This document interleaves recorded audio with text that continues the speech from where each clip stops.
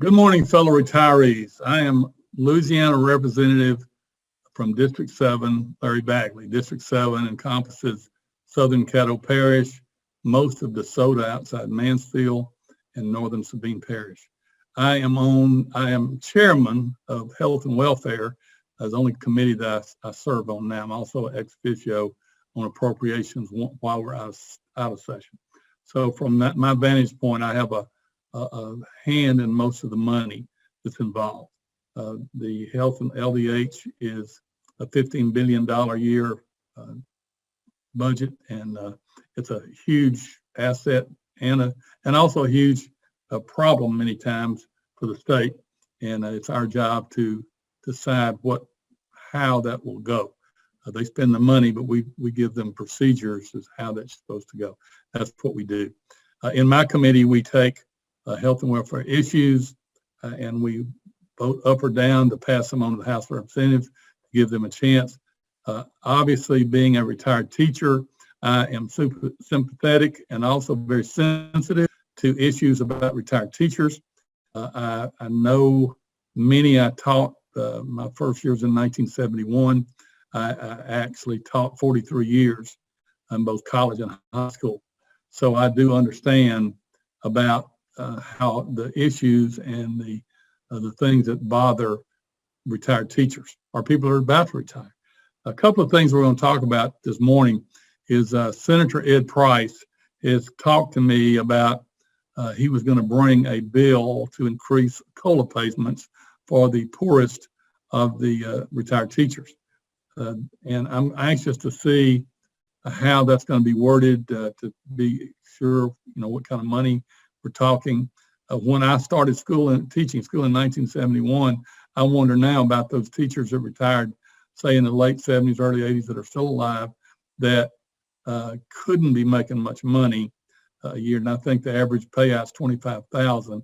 It'd be hard that's right at poverty wage if you're by yourself. Two people would certainly be below.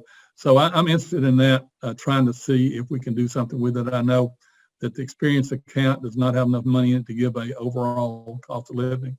And like you, when I started teaching, I was told that the retirement, once you retired, and I remember this specifically, that I would get a 2% cost of living each year after I retired. Now, I retired in 1995, took an early retirement, and I've gotten 2 cost of living raises since 1995. And I believe, if I'm not mistaken, the first one I got was the first one they had ever gotten like that. So they're slow to come. The retirement system is solvent. We want to keep it that way. We don't want to hurt it anyway.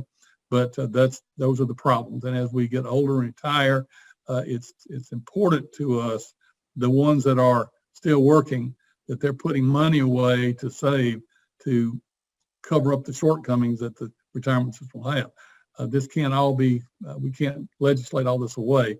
It's where it is. So we will look at COLA and see what we can do there. Now that will be go through appropriations, because that's anything over $500,000, it has to go through appropriation. Certainly increasing COLA would be more money than that.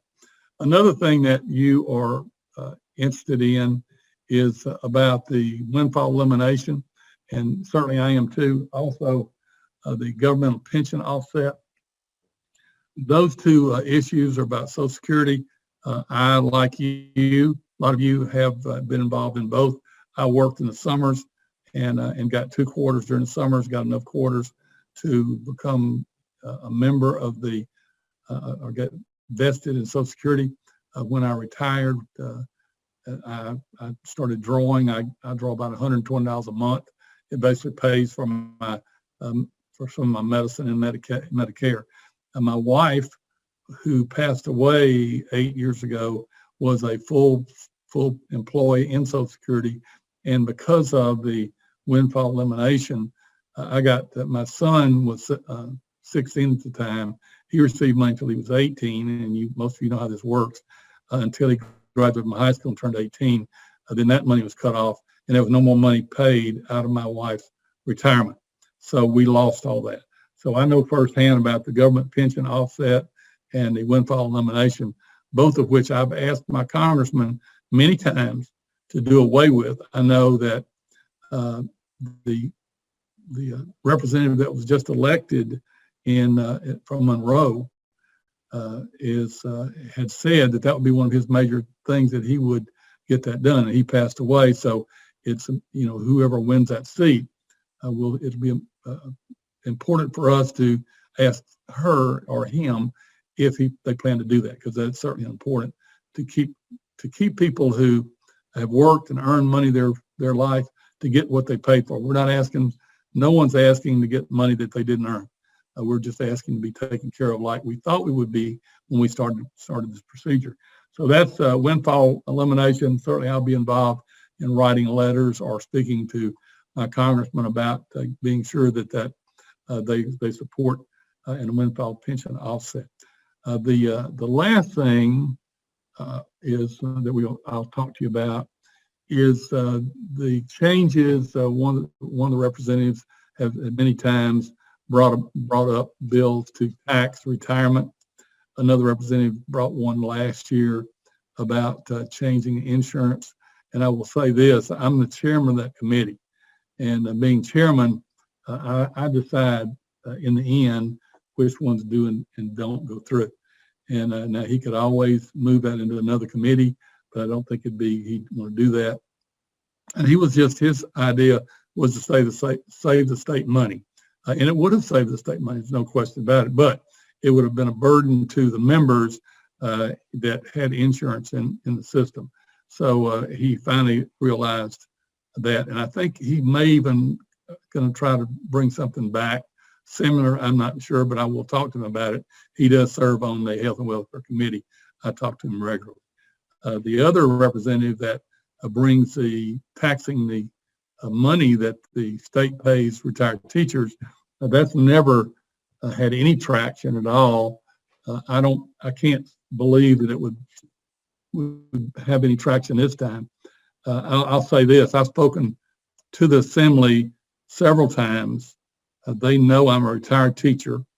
I've told them before that every one of you in here, every 104 of you that I'm talking to, has a relative or close friend that's a retired teacher or going to be. And when you have that many people that are asking you not to do something or to do something, you have to listen, and not just at election time. And so it's important for members, retired teachers, and myself to be vocal about how we feel about issues. I've been very vocal in the legislature and gotten some, if you pay much attention to it, I've gotten some bills killed that would have had a direct effect on all of us. But since they know I'm a retired teacher, the members, and I do know how it works, I do have an audience to listen to.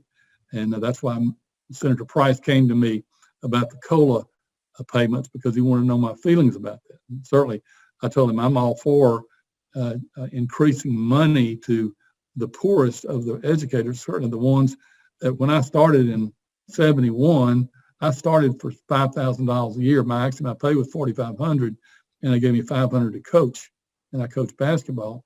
I remember there were people that were about to retire, did retire. I would imagine in those days, a principal might have made $30,000, $25,000. The superintendent probably didn't make but $50,000 or so. So the people that were retired in those days that are still alive, I'm not sure how they continue to can live with minimal substance. So those will be things that I'll fight for in the legislature as it comes up. The other things that we've already talked about, I certainly will be involved in all those things and trying to help retired teachers. And certainly to say just retired teachers is a little of a misnomer, because I am one. Some help myself as well. But because I am a retired teacher, I understand what you think and how you feel.